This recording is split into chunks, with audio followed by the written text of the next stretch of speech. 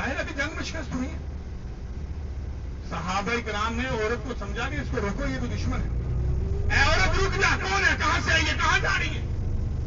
کہتی تجھے نہیں پتا میں کون ہوں، میں محمد کی بہن ہوں صلی اللہ علیہ وسلم. حاجی زبان حدیث نے جو لکھا محدثین نے کہ جب حضرت شیما نے یہ کہا نا کہ میں محمد کی بہن ہوں تو تلواریں پیچھے ہٹ گئی، تلواریں پیچھے ہو گئی.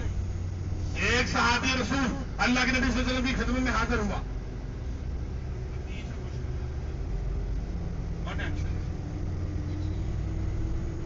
حاجی صاحب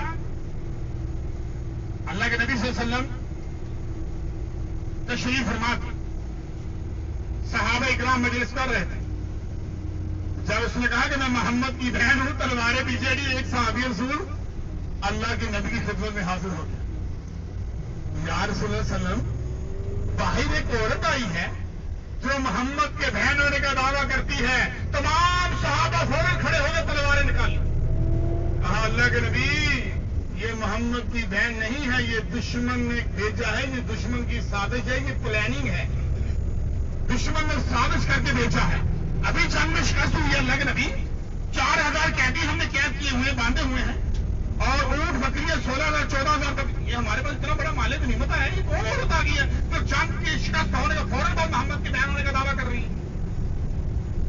قربان جاؤں اس نبی میں مسکرائے، حدیث میں اللہ کے نبی مسکرائے اور کیا کہتے ہیں، صحابہ نے اللہ کے نبی کو گھیر لیا، تلواروں کو پہرے میں لے لیا کہ کہیں دشمن حملہ نہ کر دے، دشمن کی سازش نہ ہو، دھیان کو چینج نہ کر دے، توجہ نہ ہٹائے، حملہ نہ ہو جائے. اللہ کے نبی مسکرا کے ہوتا کیا کہتے ہیں، وہ کون عورت ہے میرے صحابہ جو محمد کے بہن ہونے کا دعویٰ کرتی ہے، اسے نبی کے دربار میں لایا جائے. سبحان اللہ. یا حضرت شیما حدیث کہ میں آپ کو خلاصہ بیان کرنے لگا ہوں اپنے انداز سے. میں کہتا ہوں کہ حضرت شیما کو جب اللہ کے نبی کے پاس لایا گیا نا، اس وقت تک اسے دشمن اور قیدی سمجھ کے لایا گیا.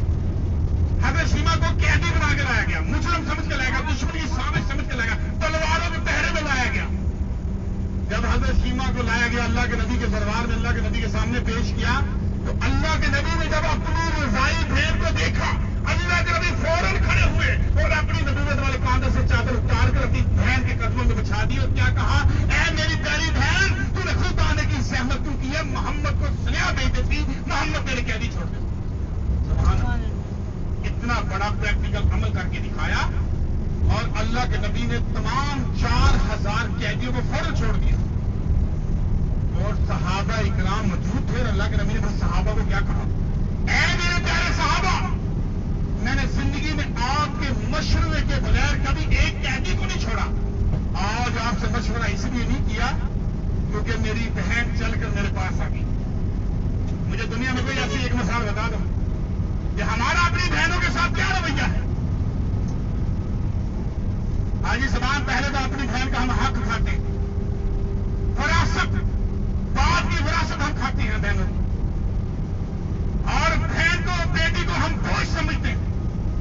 پاکستان ہو ہندوستان ہو جہاں بھی یہ کلچر ہے، مکہ کے سردار